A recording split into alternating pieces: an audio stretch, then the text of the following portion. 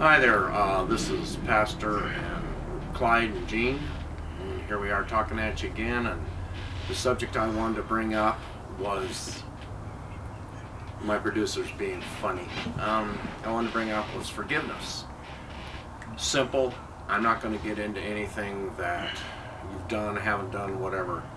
All I want to let you know that if you're having trouble getting anywhere with God or getting anywhere at all, you might want to go back in your past and find out if you held anything against anybody. In the Bible, where it talks about Mark 11, 23 and 24, you can look that up if you want to, 25, said when you stand in prayer, forgive so that your Father in heaven can forgive you. Also, it says in the Word that if you're offended by something, you should forgive. What is that? 70 times 7, yes. Right? Yes. That's 490 times a day, people. A day. Yeah. In one day. Yeah, don't let that boggle your mind, because it's all set up for your well-being. If there's anything in your heart against anybody and you forgive them, I guarantee that whatever you're trying to pursue or have God answer, whatever, will happen. But that has got to get out of you. That's just like carrying a weight around with you and trying to figure out how come you can't get anywhere. What I have noticed in my own life is when I have offended someone, is that the person that suffers the most is me. I find I have a lot of guilt, remorse, even pain. My sweetheart, yes, you forgive it. But anyway, it's doing more damage in my heart, my soul, my mind and body than anything. I mean, they've probably walked away and forgotten about you, forgotten about the incident and the whole shot. And if they haven't, you know, it remains a hurt in their life. But for you to live your life so that you can go about your daily business and not be the guilt and the worry and the pain that you know, how is this person, because a lot of times you end up having to go back and talk to them. How are they going to feel? How are you going to feel? If you forgive, I mean, sometimes there's going to be times when you're going to have to walk up to that person and say, I need to ask your forgiveness. And a lot of times they'll say, what? And so you'll explain, oh, it's just no big deal. But it's been killing you inside. That is what I'm talking about. And I can't guarantee I've done everything in my life perfectly, but when I feel either I've done wrong somebody or they have wronged me, I will go up to them and do what I can to make this a situation that, you know, they and I can live with. So anyway, just remember that it's you that's killing, not necessarily them. Now, as this just occurred to me, would this level of forgiveness also apply to comments made on the internet or in forums? Wherever you feel like you've wronged somebody. If you feel that after you've said or done something or whatever that it could have been offensive, and I mean, the Holy Spirit has a way of tweaking your heart.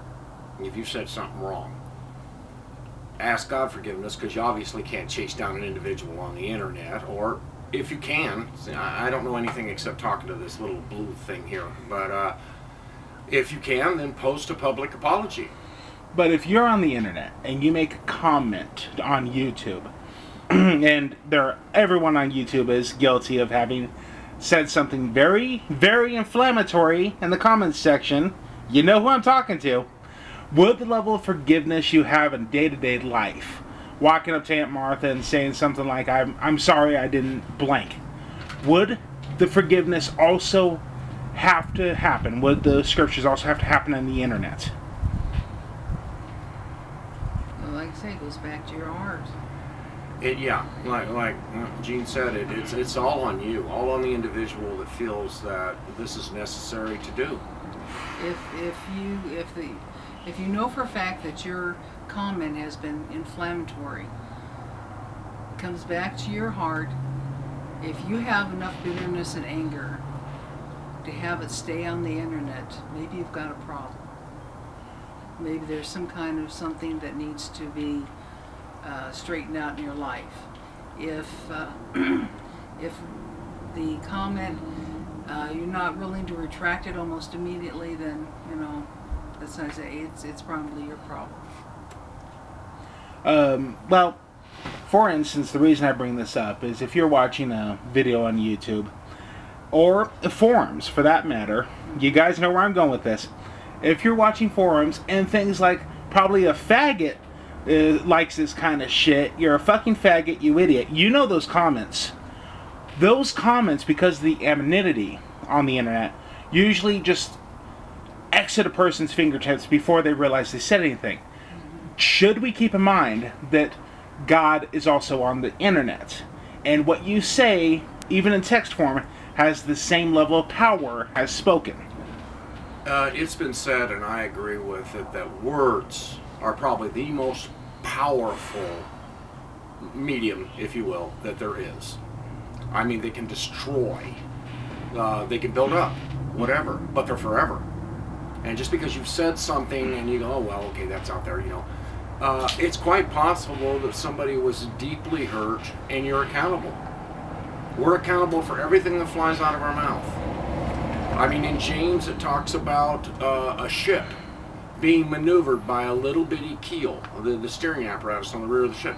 The same thing, the tongue. It's untamed, it's wild, and it says that any person that can get authority over their tongue has mastered a great deal. So it is very necessary to watch what you're doing. I mean, you just, I mean, I, for example, have been referred to as an incredibly abrasive individual. I just say whatever. But usually I'm trying to kid with somebody, but if I sense that they've been taken back by it or they've taken it personal, that has to be taken care of. Okay. And thank you, Pastors Roy and Gene.